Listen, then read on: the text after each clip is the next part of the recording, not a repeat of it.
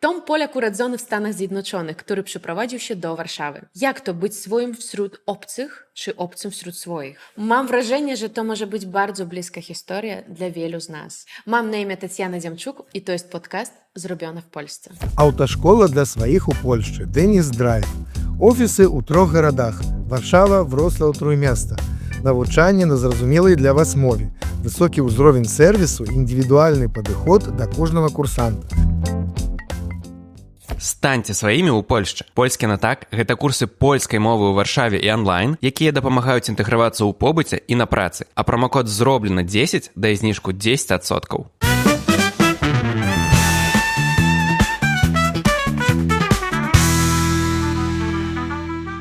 Cześć, mam na imię Tatiana Dziamczuk i to jest podcast zrobiony w Polsce. Cześć, Tom. Cześć. Wiesz co, nawet nie wiem z czego zacząć, bo chciałam zacząć z tego, że jesteś Polakiem, który się urodził w Stanach Zjednoczonych, Tak. a potem pomyślałam, a może jesteś Amerykaninem, który teraz mieszka w Polsce. Opowiedz o swojej historii, jak to się stało, kim jesteś w ogóle, jak się czujesz.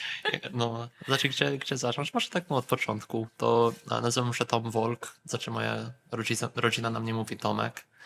Urodziłem się w Stanach, w New Jersey.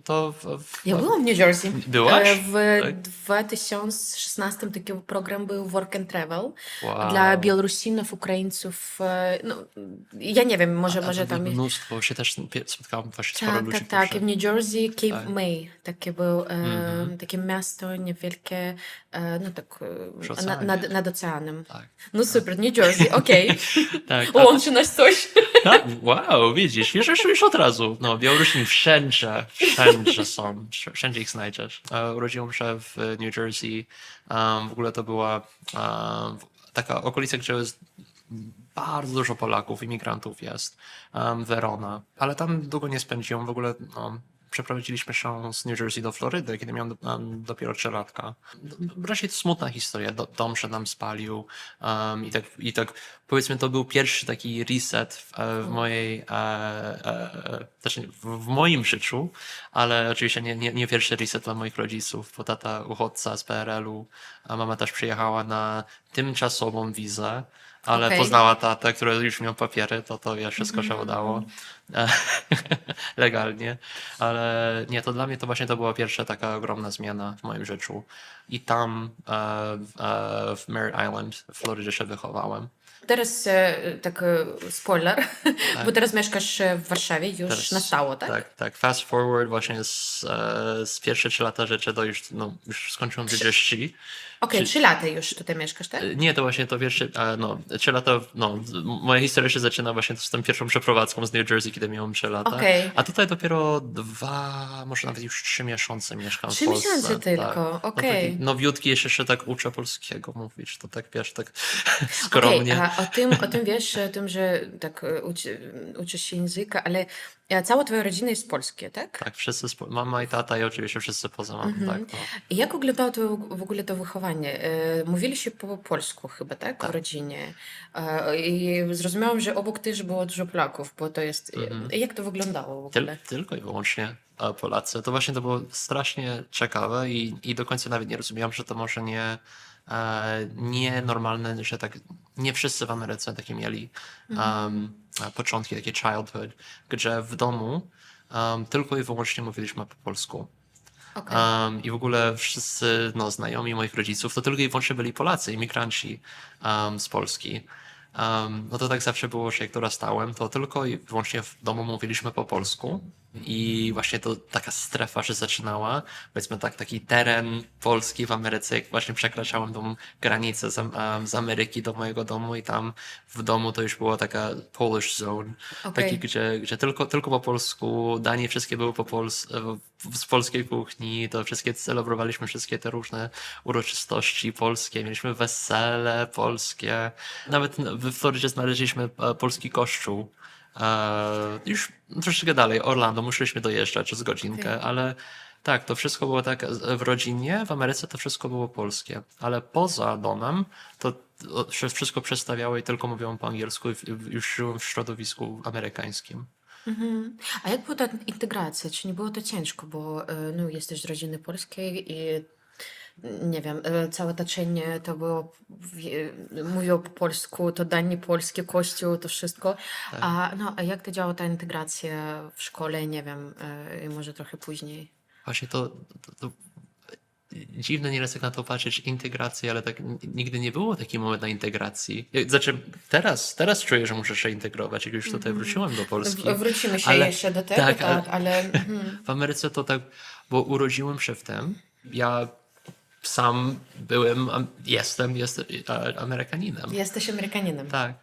Wszystko jedno, jesteś Amerykaninem. Znaczy, takie podwójne identity, nie wiem jak Okej. może to, ale takie podwójne, Identyczność chyba. identyczność, że taka, no, że jak się tak identyfikuje, to właśnie to znajduje się między tych dwóch światach. Tak. Że tak jak się wychowałam i tak jak się tutaj czuję, że ani na 100% tam, ani na 100% tu, tylko tak żyję w takim in-between, że no, ale właśnie to jest fajne też. Znaczy, nieraz trochę trudne, bo tak chętnie właśnie bym się tak, chciałbym się poczuć jako członkiem takiej na 100% zainwestowane w jakiejś grupie, że tak, że to są moi na 100%, moi ludzie, tylko takich mam, jedyni w tym świecie, to jest moja grupa, ale czuję się tak wiecznie, że jakbym był troszeczkę inny, może nie na 100%. I brakuje mi właśnie tą taką, nawet nie wiem jak to określić, ale że znajduję się między te dwa świata. A w czym czułeś taką inność? Właśnie to jest bardzo trudno to określić. No, bo tak to nie tak, że może były takie 1, 2, 3 różne takie specyficzne, dokładne, konkretne rzeczy, które mnie rozróżniały od innych, ale to bardziej ta inność to jest takie uczucie, to jest takie emocjonalne, że jakbym patrzał wiecznie nie tak, jakbym patrzył z zewnątrz, że to nie rozumiem. Jestem tam, wśród Amerykanów, mam paszport amerykański. No tak. Urodziłem się, mam akt urodzenia chyba. Urodziłem się w Stanach, jestem Amerykaninem, ale jakoś wiecznie to jest takie poczucie, że jest grupa Amerykanów. I tak jak moi rodzice mówili o Amerykanów, Amerykanie są ci ludzie, inni ludzie, a my jesteśmy Polacy. Oni są Amerykanie. Okej. Ale tak. Swoi i obcy zawsze. Tak, ale właśnie to zawsze było trudne, bo znaczy dla moich rodziców to było proste. Oni są Polacy. Tak. Są Polacy, No tak, dla urodzeni w rodziców, Polsce. no tak. Tak. Amerykanie, oni są Amerykanie. Tutaj urodzeni, tutaj mieszkają, to są Amerykanie. Ale nigdy nie poruszaliśmy ten temat, a kim ja jestem. Mamy paszporty, mamy te birth certificates, mamy papiery, które mówią, że znaczy w sumie mamy i polskie, i amerykańskie. No to jest bardzo Wszyscy, ciekawe. ale właśnie to. To taki trudny temat chyba. Tak. No, w Ameryce jest takie, jest kategoria nieformalna, nazywa się hyphenated Americans, że to są ludzie, którzy są coś amerykańskie, Polish Americans, Italian Okej. Americans, African Americans, że są grupy, którzy właśnie mają taką złączoną identity. Ale znów to, okej, jestem Polish American, ale to w sumie to do końca nie to. No dlaczego? A No nie tak. to. No. Okej. Polska. Jeżeli chodzi o kraju. Kiedy pierwszy raz w ogóle w Polsce był? To może w dzieciństwie jakoś, nie? Prawie od Dziecięciu. razu. Okej. Po urodzenia. Bo moja babcia miała zieloną kartę i mieszkała w Częstochowie, ale przeleciała do Stanów, jak się już urodziłem. Ale to już pierwszy rok może. Spędziłem cały rok w Ameryce i potem od razu jeszcze niemowlak, jeszcze w wózku, jeszcze nie chodziłem, już przeleciałem do Polski. Sekund temu chciałam zapytać, jakie były pierwsze wrażenia, ale powiedziałeś, że No. byłeś niemowlatkiem. Tak, i to co roku przyjeżdżaliśmy. Co roku, okej. I to właśnie to też tylko do Polski. Nie podróżowaliśmy poza, Okej. poza gdzie te okolice, gdzie mieszkaliśmy. To w New Jersey, czy w Nowym... Nawet nie mam żadne wspomnienia z Nowego Jorku. Prawie, że to oczywiście byłem bardzo, bardzo młody, ale tak też z Florydą to nie jeździliśmy na jakieś wakacje do gdziekolwiek. Znaczy, może jakieś bardzo krótkie, parę godzin autem, ale wakacje tylko i wyłącznie spędzaliśmy w Polsce i tylko i wyłącznie w Częstochowie. Właśnie Okej. skąd moja mama pochodzi. No to właśnie, i to od samego początku mojego życia. To tak właśnie zawsze było znów takie, no, strefa taka, że jesteśmy w Ameryce, wychodzę z domu i tam mówię po angielsku, wracam do domu, zaczyna się strefa polska i potem około maj, kończyła się szkoła, jak zacząłem chodzić do szkoły, ale przedtem, ale to właśnie zaczynałem, no, lato się zaczyna, wsiadamy do samolotu i lecimy do Polski, tam spędzam już miesiąc, miesiące? A, miesiąc. miesiąc, dwa, trzy nawet Okej. w Częstochowie i w okolicach Częstochowy. Ja w dzieciństwie jestem z Białorusi, w dzieciństwie po prostu tak do wsi jeździł. Okej. Wiesz co, a tutaj To się- taki przelot do Polski, jak no tak do babci. W sumie to takie samo, wiesz. Znaczy, no, nie mieszkam w jakimś dużym mieście w Stanach, ale też oczywiście. Jak chcesz, to właśnie to przyjazd do Polski to był przyjazd do wielkiego miasta. Bo Wow. Merritt Island to jest malusieńka, nawet nie miało miasto, to już jest wioska w Florydzie. To z mojej florydziańskiej wioski przyjeżdżałem do Super. polskiego miasta. No. A co ci podobało na ten moment w Polsce? Nie wiem, może jakieś wspomnienia masz, jakieś takie O. uczuciowe, może nie wiem. Znaczy teraz, no, pamiętam takie, na pewno miałaś zamiar tak mówić o kulturę, czy może jakieś, Nie. nie wiem, właśnie, bo jestem taki prosty, jedzenie, tylko i wyłącznie jedzenie, właśnie Okej. i nie wiem, to znaczy, Ale co to jest wspominam, część kultury. No. to jest część kultury, ale może Kultury. jakaś wysoka sztuka, czy właśnie może jakieś tutaj filmy, Ojejku, czy nie, no. art tutaj, właśnie gofry z bitą Stanach śmietaną. brakuje tych gofor? Znaczy, brakuje polskich gofr. Okej. Brakuje takiego gofry, co możesz znaleźć, ty wiesz, tam, że no, w takiej budce, gdzie ktoś tutaj sprzedaje, no, razem tam z lodami, czy rurki z kremem, czy to właśnie przylecieliśmy, no, jak przyjeżdżaliśmy do Częstochowy latem, to pamiętam właśnie zawsze takie miłe wspomnienie, jak wychodziliśmy na spacer w mieście, no to zawsze tak się no, trafiło lodziki, ponczuszki, ale właśnie te gofry, to znaczy to jest ten złoty standard, to jest co właśnie i to z owocami. Do tej pory lubisz te gofry, czy nie? Tak, mam totalnego bzika no, na punkcie tych gofrów, naprawdę to jest prawie że problem, ale nie, to właśnie to Polska dla mnie była takim rajem, znaczy ciągle jest takim, ale wtedy w dzieciństwie, kiedy wszystko było takie proste, Ameryka było po prostu, nawet nie wiem jak to wszystko teraz określić, może tak tylko się skoncentrować na temacie polskim i moje właśnie te wspomnienia, to no, to jedzonko. No super. No. Tak. Brzmi znajomo, ja też trochę się... brakuje mnie jakieś tam jedzenia z Białorusi, które tam przygotowała na przykład tam trochę wcześniej moja mama. Czy... Dobra, a kiedy w ogóle po raz pierwszy pojawiła się ta myśl o przeprowadzce do Polski, o przeprowadzce i żeby mieszkać w ogóle tutaj?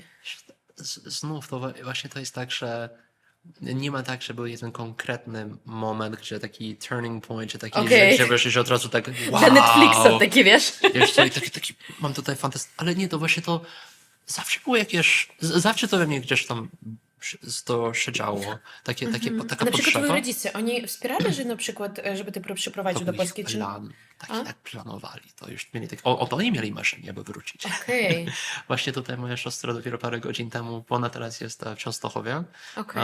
i odwiedza rodzinę, to właśnie przeszła koło naszej działki, która znaczy moi rodzice kupili i mieli plany i tam. To znaczy teraz są tylko rosną drzewa, ale no, kiedyś były plany oczywiście na taki jakiś domek wybudować, ale to moi rodzice. Ale właśnie to zawsze było takie rzeczywiste, że tak jak dorastałem i tak jak mówiliśmy o Ameryce, że super tu, lubimy tu mieszkać, ale to właśnie takie poczucie, że to wszystko jest tymczasowe, Okej. że to nie jest tak, że tutaj nasza rodzina mieszka od generacji, czujemy się tacy, że tutaj, że tak jak drzewa posadzeni w tej ziemi i tutaj nie ruszamy się już dalej. Mówiąc o Ameryce, to właśnie było takie, zawsze ta idea tam była, że my jesteśmy tacy tymczasowi, To w że twojej rodzinie taka była. tak, taka ideologia może, Okej. że Mieszkaliśmy wtedy w New Jersey, teraz mieszkamy we Florydzie. No, wrócimy do Polski, czy gdzieś indziej pójdziemy później. I to właśnie to dzieciństwo, to zawsze miałem taki pomysł, taki chęć do tego, aby wrócić, ale pierwszy raz, kiedy się już pojawił ten taki konkretny, ostry, znaczy znów nie konkretnie, ale to już taki już dorosły pomysł, aby, wiesz co, już tak otwieram Google'a, zaczynam tutaj patrzeć, jak to wygląda legalnie, czy mam te papiery, to jak byłem stacjonowany w Niemczech i przyleciałem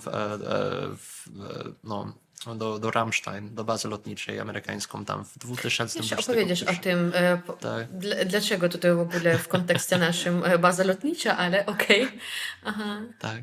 I wtedy do Niemców i Tak. potem już... Znaczy, i to się tak zaczęło takie, że wylądowałem w Niemczech. Oczywiście to były takie bardzo trudne czasy. COVID, wiesz, to w zimę przyleciałem, to wszystko było takie szaro, tak. buro, wiesz.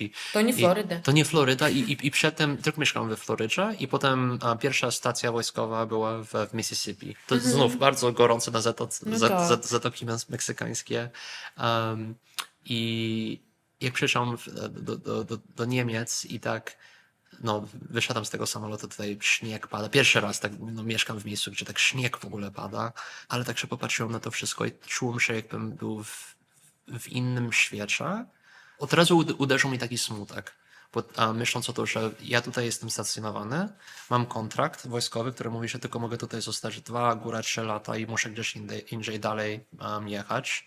I od razu dotknął mi taki smutek, taka potrzeba, że kurczę, lubię tą Europę i nawet nie wiem czemu, ale tak od razu tak nie mam konkretnych takich, wiesz... To uczuciowe rzecz. Chyba ja tak czuję, że to takie uczucie. Ściśnęło coś, tam ja nie wiem. I tak wyszedłem z tego samolotu, patrzę i potem tam kolega mi, mogłem wsiąść do auta, stał się moim kolegą, ale to współpracownik, drugi oficer wojskowy. Troszeczkę mi tam pokazał lokalne te wioski, miasto tam w Niemczech, gdzie ja później mieszkałem 3 lata. Ale właśnie ten cały czas tylko taki smutek był, że... I znów to nie to, że specyficznie, że to Niemcy, że Niemczech, ale tak Europa. Tak. Ciągnie, i to od razu czułem że ta Europa tak ciągnie mnie do siebie. I potem właśnie z tego właśnie tak naturalnie był taki, że jak sobie mieszkać w Europie, to gdzie? I to tu. Powrót do ojczyzny. Аўташкола для сваіх у Польшчы Дэніс Драйв. Офісы ў 3 гарадах: Варшава, Вроцлаў, Труйместа. Навучанне на зразумелай для вас мове. Высокі ўзровень сэрвісу, індывідуальны падыход да кожнага курсанта. Падрыхтуйся і здай экзамен TELK у школе польскі на так. Сертыфікат TELK можна выкарыстаць пры падачы дакументаў на карту рэзідэнта ЕС, а таксама пры паступленні в універсітэт і на працы. Код зроблена 10 дае зніжку 10% на інтэнсіў да экзамена. Kilka razy powiedziałeś o tym, że jakiś tam wojskowy, Tak. służba. Opowiedz trochę o swojej tego zawodowej historii chyba. Tak, znaczy to... A czego to się zaczęło? Tam służba... Znów to tak jakby... Bo ja trochę wiem o tym kontekście, ale Tak. nasi widzy Nie. to nie. Tak, to służyłem 6 lat w amerykańskie siły powietrzne jako Wow. oficer. To jak skończyłem moją służbę, to właśnie już byłem stacjonowany na rotację natowską w Wilnie i miałem stopień kapitana. Ale właśnie to marzenie, to właśnie te plany karierowe, znaczy nie wiem, czy plan karierowy, ale od samego początku w dzieciństwie chciałem być w wojsku. I miałem taką potrzebę, aby służyć we wojsku. I nie nawet aż tak długo, od takiego młodego wieku czułem tą potrzebę i tą chęć do tego, że nawet nie wiem skąd mi się ten pomysł wziął. Gry komputerowe, telewizja, może jakąś reklamę widziałem na telewizji, bo Taki armia... romantyzowany tak. wizerunek tego służbowca. Oczywiście. Zawsze. Tak, oczywiście. I ten takie naivete, wiesz, że właśnie taką to wszystko było taki romans, wiesz. W końcu dorosłem Znaczy dorosłą, miałem 18 lat, skończyłem high school w Ameryce, liceum chyba, to skończyłem high school i już tak poważnie myślałem o służbę wojskową, tak już aby wstąpić. Tam różni ludzie, którzy właśnie już służyli, czy już weterani, którzy znałem, to mi doradzili, że jak będziesz służyć w wojsku, to tylko jedyna branża, wszyscy uniwersalnie polecali to siły powietrzne i miałem dwa opcje, że albo pójść tak prosto do wojska jako szeregowy, albo wstąpić jako oficer po 4 lata uniwersytetu. No to też doradzili, że jak idziesz do siły powietrznej, no to też lepiej jako oficer. No i tak zrobiłem, słuchałem doradców, i w ogóle nie żałuję. No to wygrałem stypendium wojskowe. Dostałem się do Florida State University. To jest jeden z głównych uniwersytetów w Florydzie, w Tallahassee, w stolicy. I tam zacząłem 4-latowe trening, szkolenie oficerskie. Po zakończeniu tego szkolenia, to właśnie musiałem przeczekać trochę z rok czasu, ale w końcu dostałem moje pierwsze zadanie. Wysłany byłem właśnie z Florydy do Mississippi. Tam zacząłem moje już takie techniczne szkolenie wojskowe jako oficer w IT, w komunikacji. Ale to rozszerzone na różne takie kategorie, ale ja byłem specjalistą z komunikacji walczące, combat communications. To znaczy, że jak amerykańskie siły powietrzne czy amerykańskie wojsko jedzie na jakąś misję, czy musi poza bazę wyjechać, no to ja prowadziłem tą ekipę, która rozbudowała wszystkie te możliwości komunikacyjne dla nich. No to skończyłem moje szkolenie i potem pierwsze już zadanie operacyjne to było w Ramstein w Niemczech. I tam służyłem 3 Ile lata. miałeś lat na tym? Wtedy to już miałem 22 lata, Okej. jak już tam doszłem do Ramstein. Okej. Tak. Nie, i właśnie tam się zaczęło troszeczkę takie już, pierw tak żyłem z taką, nie wiem, byłem strasznie optymistyczny i myślałem, że właśnie moje takie poczucie było, że już świat się fundamentalnie zmienił. No że już tak. właśnie ta epoka, nie właśnie, że byłem optymistyczny jeszcze, że świat się fundamentalnie zmienił. A jaki Że- to był rok? 2021. Pierwszy, Pierwszy. okej. To znów, wiem, ale znaczy w sprawach takich międzynarodowych myślałem, że już taka epoka, gdzie właśnie wielkie wojny, te wiesz, wszystko się skończyło, Właśnie tak? wszystko się skończyło. Ja tutaj siedzę i się wiecznie nudzę. Okej. Wiesz. Oczywiście mieliśmy nasze misje, mieliśmy szkolenie, mieliśmy ćwiczenia wojskowe. Miałem szansę pojechać do Gruzji, wspierać amerykańskie siły powietrzne w Gruzji. Byłem w Rumunii, budowaliśmy bazę i potem i różne takie misje. Ale wiecznie tak właśnie tam spisywałem moje myśli, moje uczucia tego wszystkiego, to może lepiej, jak chcę tak naprawdę zmienić ten świat, jak chcę właśnie służyć, to może służba to nie jest, może wojsko to nie jest najlepsza forma służby, może właśnie, mogę zostać Jakieś lekarzem. rozczarowanie dostałeś. Tak, Nie wiem. może nie wiem, może wstąpić do policji, zostać strażakiem może, nie wiem, ale potem parę rzeczy zaczęło się zmieniać. Jak Ameryka wycofała się z Afganistanu, to rząd afganistański padł o wiele razy szybciej niż my się spodziewaliśmy się. I Ameryka właśnie prowadziła tą ewakuację z Kabulu. No to jak ci 30 000 uchodźcy byli zabierani z Kabulu, to wszyscy poszli do Ramstein. No to ja byłem jeden z tych, ja prowadziłem i koordynowałem ten obóz dla uchodźców w Ramstein. Chociaż jeden taki duży część, bo mieliśmy rozszerzone na 3 części, to jeden z tych 3 części koordynowałem i prowadziłem. I to było już pierwsze takie zderzenie z takim, wow, coś tutaj się zmienia, tutaj w powietrzu czuć, że coś tutaj ten świat troszeczkę już jest inny. I to rok czy 2 później już straciłem też no, sens czasem, ale też bo miałem doświadczenie z tym. I też oczywiście, no bo chodzę tutaj, wiecznie jadę na wakacje do Polski i tak właśnie tak zawsze tak, no tym tak nie mogę się zamknąć i przestać gadać. To raz właśnie mój pułkownik mnie wezwał do swojego biura, do swojego biura, do gabinetu, zamknął drzwi i powiedział, że słuchaj, mamy bardzo poważną sprawę. Co się dzieje na granicy z Ukrainą? Wywiad amerykański pokazuje, że to Jaki to był rok? 2020, Chyba może koniec pierwszego, tak dalej. tak, to, czy, Jeszcze chodzi przed mi o- wojną, tak? to właśnie z miesiąc przed wojną, tak.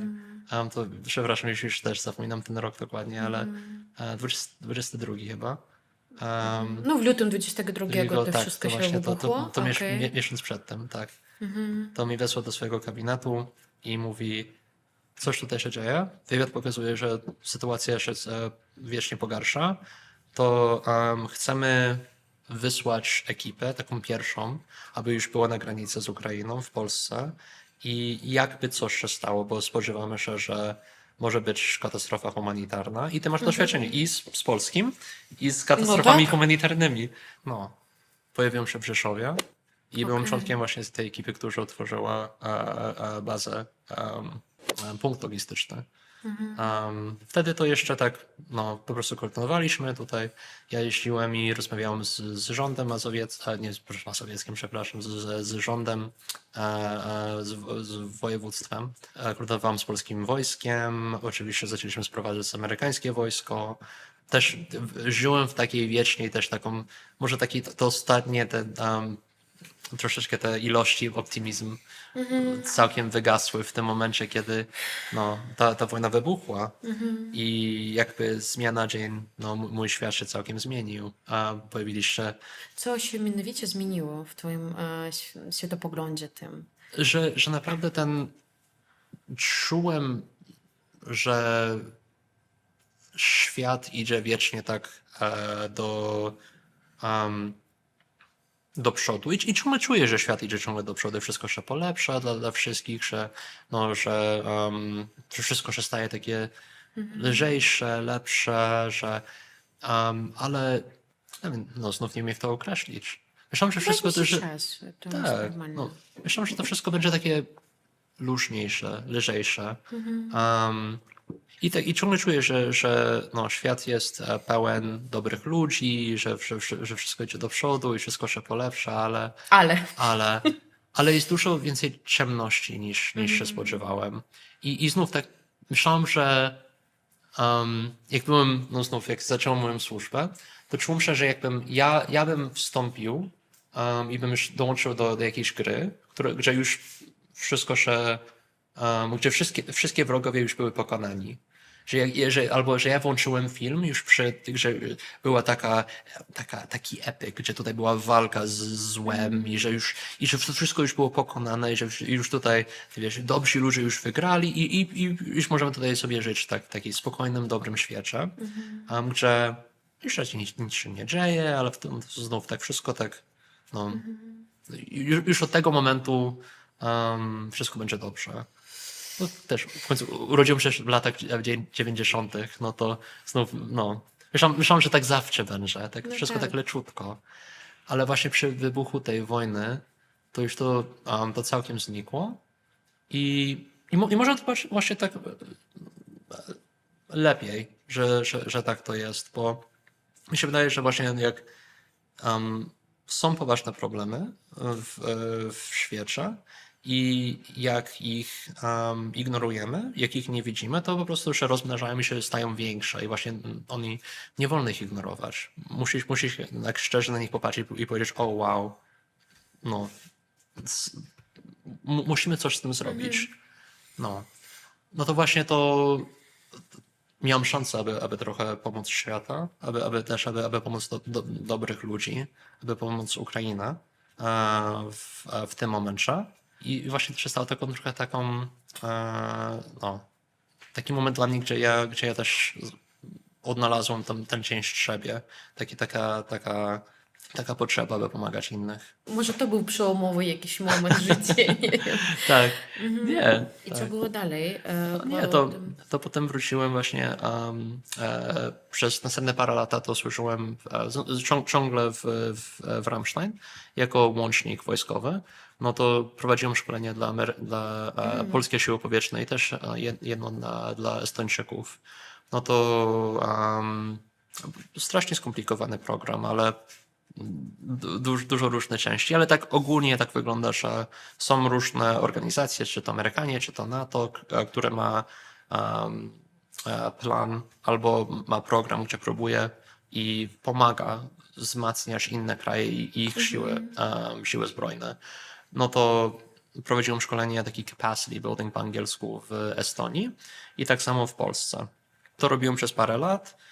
I potem moje ostatnie zadanie to właśnie to była rotacja natowska w Wilnie. No NATO. Okej, Tak. tak. Tak. No to też tam służyłem przez 2 lata. Prowadziłem oddział IT komunikacyjny.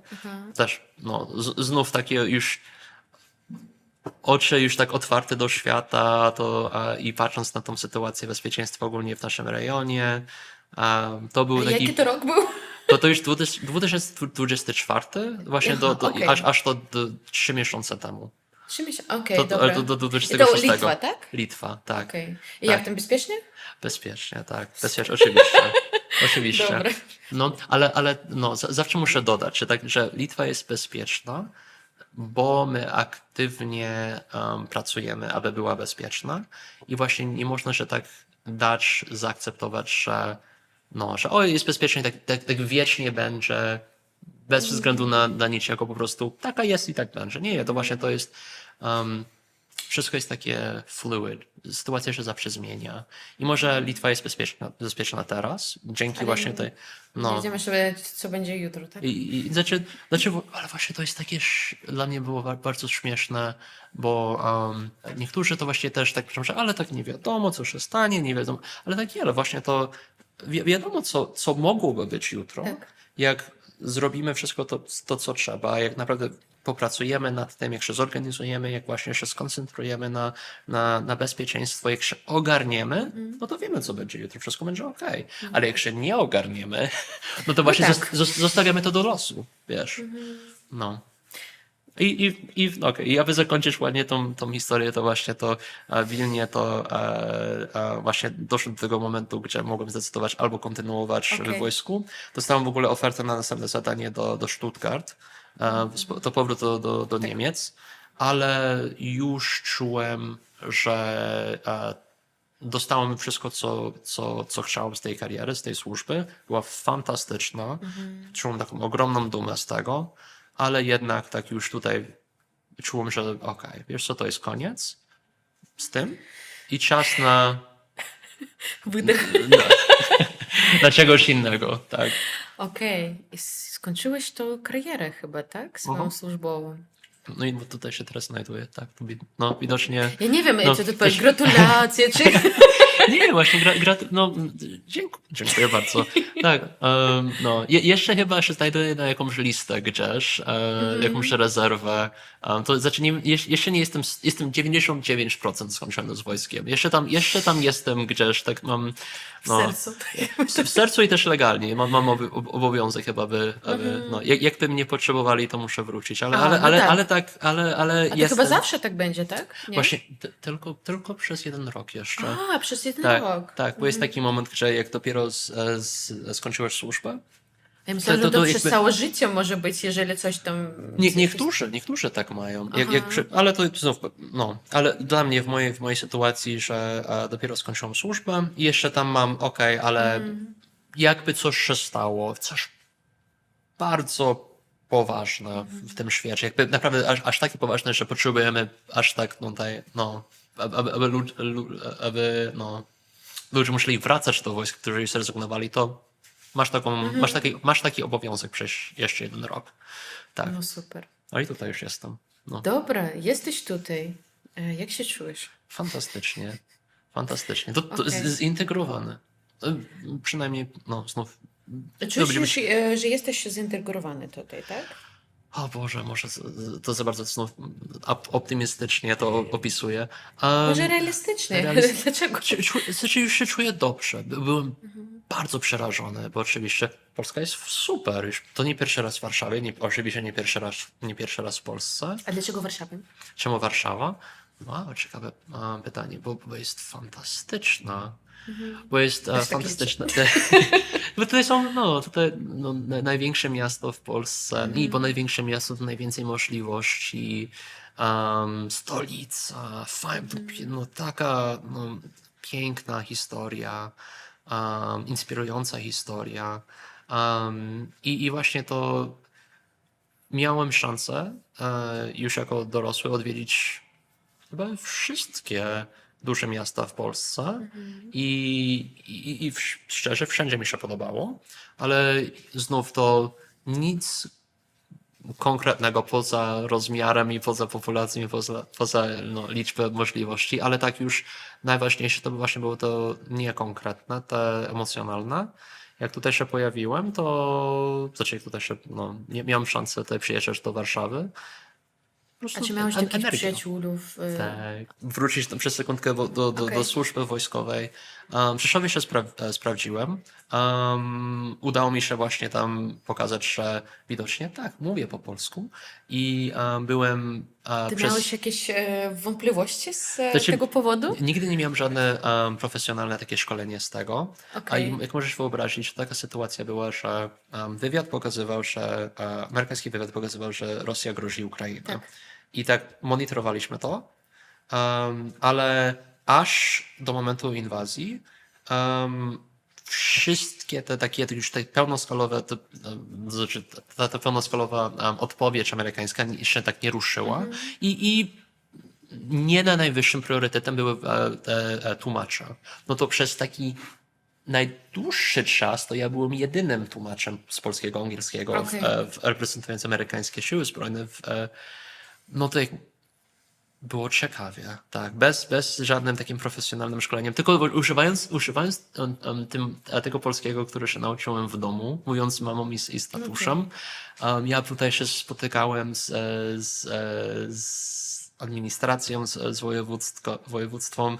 Ja jeździłem właśnie z lekarzami do szpitalach i tutaj organizowałem. Właśnie to było moje zadanie, aby przedstawiać i dzwonić właśnie cold calling robić. Administrację szpitalnej w Rzeszowie. No to oczywiście to był ten imposter syndrome, takie, że Boże, czy naprawdę umiem mówić po polsku? Skąd ten impostor syndrome, jeżeli jesteś Polak? Ja nie mogę zrozumieć tego. Bo wchodzisz do szpitala i w Ameryce to you go to the ER to have an ultrasound, a w Polsce wchodzisz do SOR-u, aby zrobić USG. No tak. Ja nie wiedziałam, co to jest SOR albo co to jest USG. No to możesz wyobrazić, że i to tutaj lekarz mówi, że okej, super, to się spytaj im się, czy mają, gdzie jest ich ER, a gdzie jest ER, Tak. lekarz, co ty mówisz? A ja tak było, że ja nie wiem, co ja sam mówię, kim ja jestem, nie wiem, skłamałem wszystkich, nie pochodzę z Polski, naprawdę, już jestem z New Jersey. Nie, ale nie, to sprawiłem się, udało mi się, było super, takie przeżycie, i też moment, aby się tak wykształcić, aby też, tak brzmi. i właśnie i pokazać, że wiesz co, poradzę sobie w takich sytuacjach i tak szczerze, tak nawet nieźle. No to właśnie wróciłem z tego i od razu mi dali do takiego programu wojskowego, gdzie wiecznie byłem dany do takiej database, do bazy danych, gdzie ten żołnierz mówi po polsku dobrze i potem od czasu do czasu, wiesz co, wysyłajcie go do Warszawy, aby zamieszkać przez miesiąc czasu z kimś, taką immersion zrobić, wiesz, aby tak się zanurkować w tej polskości. To dali mi do jakiejś babci, mi zapłacili, aby właśnie mi karmiła. Tam mieszkałem, jej córka dorosła córka miała z 40 ileś lat, i też nauczycielka z języka polskiego, to mi uczyła tam polską gramatykę, kogo co, i już takie rzeczy. do tej pory nawet nie wiem, co to jest przymkiem, nie wiem co to, też, no przepraszam. Też. Przyjemek, przymki, ale mam nadzieję, Druga że... rzecz, która tak. nas łączy. Polska gramatyka. New Jersey, polska gramatyka. New Jersey i polska gramatyka. Nie wiem. No to przez te powody i też no, jak byłem tylko tak rekreacyjnie, to sam dla siebie, to też podróżowałem do Warszawy, bo tutaj bardzo uwielbiałem. No, oczywiście. Czy zauważają Polacy twój akcent? Czy rozumiem, że to Stany? Czy co? Bardzo ciekawe, co się dzieje z tym, bo mi się wydaje, że znaczy, jak ja mówię po polsku, to oczywiście tak sam nie słyszę mój akcent, ale jak ja no, sobie tak nagrywam na telefonie, czy Tak. tutaj wysyłam jakieś tutaj wideo do kogoś i słyszę mój głos, aż tak bardzo słyszę, tak o wow, ja tak ledwo co mówię po polsku, tak, no to Okej. jest okropne. Ale to jest bardzo ciekawe, bo zawsze mam taki nazwę to problem, że jak idę do sklepu, czy do szpitalu, czy próbuję coś załatwić i jak nie, tak od razu powiem, ej, słuchaj, ale no, jestem z Ameryki, czy nie urodziłem się w Polsce, nie wychowałem się w Polsce. Jak się tak nie wytłumaczę, no to mi się wydaje, że no, Polacy chociaż może słyszą mój akcent i po prostu tak myślą, że no, może mam jakieś problemy, wiesz, że Tak. że Może jestem myślę, że Polakiem. jesteś obcokrajowcem. Nie, myślę, że może, że jest, znaczy, no, mam taką teorię, że myślę, że jestem Polakiem, ale że może aż tak, no, że może tam mam problemy z wymową. Okej, rozumiem. Tak, no. Mhm. A czy nie zadają jakieś pytania, po co wróciłeś ze Stanów? Zawsze. Bo ja Zawsze. nawet tak, bo nawet ja znam dużo Polaków, którzy chcą do Stanów. Mhm. I w ogóle jak ten dylemat, co Właśnie. im opowiadasz? Nie, to jeszcze to tak, bym powiedział, że to jest bardzo ciekawe, bo to od razu widzę różnicę między taką polską mentalność i amerykańską mentalność. A jaka Bo- różnica jest? Bo Amerykanie jest stereotyp jest taki, że wiecznie optymistyczny kraj, że wszystko jest pozytywne, super, wow, amazing, że tak ogólnie i to jest prawda. Jak się spytasz Amerykana, jak się czuje i powie okej, to już jest problem. Okej, to już jest bardzo Fine. negatywnie. Fine, to też jest problem, wiesz. A, To okej. fine, to jest good jest neutralne. To już jest. To granica. To jest granica. Fine Aha. albo okej, to już mamy I'm okay. To już jest problematyczne. Great to już jest tak, w miarę okej. Ale to znów to tak jest, że ta nieograniczona optymistyczność amerykańska, to właśnie to tak na to też ma wpływ, że jak mówisz i tak się dzielisz twoimi planami, jak mówisz, ej, co... No, oczywiście znajomi Amerykanie, to moi znajomi to nieraz się mi się pytali, ej, to kończysz, rezygnujesz z wojskiem, to co dalej, co myślisz? A ja powiedziałem, że wiesz co, tak mam takie głupie marzenie wrócić do Polski, mam takie plany, tak mi się chce. A teraz wszyscy, wow, amazing, that's great, that's so exciting, incredible, takie wow, fantastyczne. A potem powiesz, ja mówiłem właśnie do mojej polskiej rodziny, nawet jak miałem rozmowy o pracy tutaj w Warszawie, to było takie zadanie, takie pytanie, tak w szczere, a czemu ty rezygnujesz? Czemu do Polski? Czemu do tej Polski przyjeżdżasz? A czemu nie zostajesz tam? Człowieku, co ty robisz? Czułem tą różnicę, tak. Ale tak, nie, Polska jest fajna. Warszawa jest spoko. Nawet poza spoko. Warszawa jest super, naprawdę. Tutaj przyjechałem do kraju, gdzie czułem taką potrzebę, aby tu zamieszkać. I tak może tak konkretnie, niekonkretnie, ale zawsze czułem taką potrzebę, że to jest drugi dom. Drugi To jest drugi dom. czy pierwszy? Takie Okej. na takim samym Okej, dobra. poziomie. To jest taki drugi dom. Wiesz, że tak jak w Ameryce. Tak, no, mieszkałem w domu polskim, ale w kraj był Ameryka i właśnie i mieszkałem, i żyłem moje życie i wszyscy moi znajomi Amerykanie. Wracam do domu, rodzina polska i mówimy po polsku i mieszkamy w takim polskim, w bańce. I to znów, to mamy konkretne powody, znaczy ja mam konkretne powody czemu, bo to też jest kraj europejski, kraj nowoczesny, kraj, gdzie też ma fundamentalne inne podejście do życia niż Ameryka, bo Ameryka tam no, to jest kraj ultrakapitalistyczny, nastawiony na produktywność. Takie No, 3 rzeczy, które fundamentalnie różnią Stany i trzy, Polskę. aż trzy. Aż 3, tak. No, Pierwsze to kapitalizm, a w Polsce jak? Znaczy, nie, w Polsce też jest, ale właśnie, że priorytet. Okej. Właśnie chyba praca. podejście, może Podejście, jeszcze. tak. Że Amerykanie są bardzo nastawieni, po angielsku, że live to work versus work to live, że nastawieni, że właśnie czemu chodzisz do tej pracy i co ta praca mówi o ciebie. Jeden właśnie z pierwszych pytań, które Amerykanie właśnie tak zadają między sobą, nawet jak no, spotykasz kogoś innego na pierwsza rozmowa, jeden z pierwszych pytań to właśnie, a co ty robisz na pracę? Tak zawodowo, a kim ty jesteś? I właśnie to tak bardzo to dominuje właśnie nawet jak ludzie się no, porównują, czy właśnie się poznają, to właśnie co twoja praca mówi o ciebie. Tak. Już mieszkając w Warszawie poznałem parę innych osób i większość ich to nawet nie wiem, co oni robią zawodowo. Czy w ogóle coś robią zawodowo. To właśnie nie wiem, nie dopytałem się. Oni też się mnie nie dopytali, ale wiem wiele różnych rzeczy o ich hobby, no, kogo oni kochają, jakie mają tutaj rodziny, Życie skąd osobiste. pochodzą, właśnie życie osobiste. Okej, to była pierwsza rzecz. Tak. E, Optymizm. Że Amerykanie. taki relentless optimism, taki nieograniczony optymizm amerykański, ale także zawsze tylko i wyłącznie można być optymistyczny i pozytywny. Toksyczny, pozytywny Tak, napis. tak, dokładnie. No tak. I też miałem poważne problemy z tym, że tak nieraz, że tak, no myślisz, że wszystko jest okej, ale potem się okazuje, że Ale to nie okej. było. Tak, ale tak. Dużo depresji z tego powodu w Stanach Potwierdzam, Zjednoczonych. tak. No, to jest Tak. statystyczny fakt. Tak. Okej, a w Polsce, jeżeli to w Stanach taki nieograniczony optymizm, a Tak. jak można to nazwać w Polsce? Ograniczony pesymizm, nie wiem. Nie, znaczy, mi się wydaje, że no, Polska ma piękną historię, też ma trudną historię, Oczywiście. taką ciężką historię i że Polska jeszcze wychodzi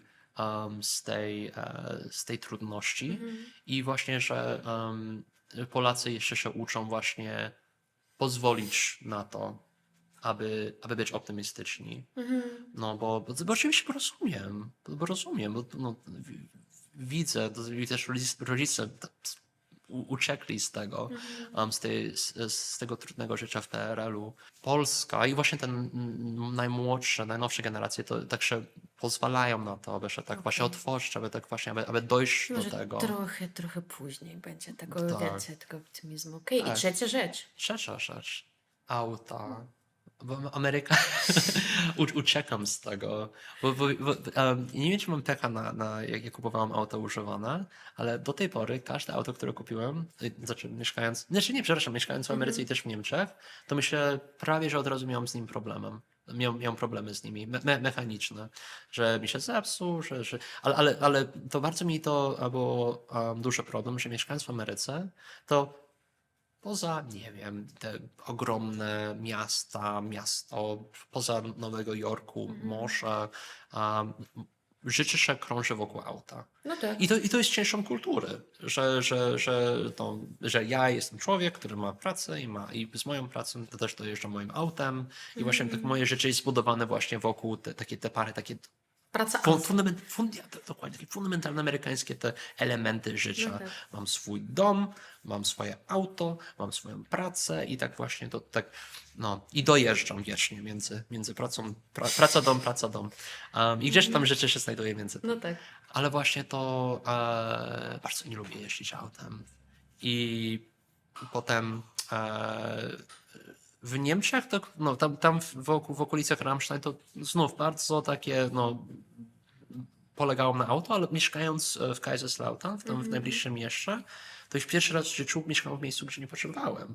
To jest trochę taka adykcja. I potem ja właśnie tutaj przyjeżdżam do Warszawy i założyłem, że ogólnie w Europie, to nie tylko Polska, tylko ogólnie w Europie to nie jest... to jest inne. To właśnie taki to Pociąg, nie jest tramwaj. Pociągiem mogłem dojeżdżać. Tramwaj Okej. właśnie. No i zaczęła się tam miłość z tym, z chodzeniem tutaj Okej. właśnie, z tramwajem. I może jedna czy trzy też rzeczy, jakie łączą Amerykę i Polskę. Może, że podejście jest trochę inne, że właśnie co twoja praca oznacza o ciebie i właśnie o twój ten identity, ale powiem szczerze, że Polacy i Amerykanie czuję taką bardzo podobną pracowitość. Okej. No, obydwie są bardzo hardworking narody. Ja. Tak, okej. Pracowistość. To jest takie ograniczona wersja tego, do czego jestem przyzwyczajony. Że praca się zaczyna o tej godzinie, bierzemy tylko pół godzinki, przerwę i wracamy i klepamy. Okej, chodźmy dalej. A potem jak się praca kończy, to potem od razu i to wszystko. Ale I pracujesz done. teraz w IT, tak? W IT, tak. Jako konsultant z cyberbezpieczeństwa. Dobra, pracowitość. Tak, Dobra, pracowitość. co jeszcze? Wow. Okej, co jeszcze łączy? Powiem, że właśnie to patriotyzm. Ale to właśnie to jest takie bardzo ciekawe dla mnie, bo tak czuję, że właśnie to amerykańskie i polskie właśnie to podejście i takie emocjonalne związanie z narodowością, to jest takie podobne.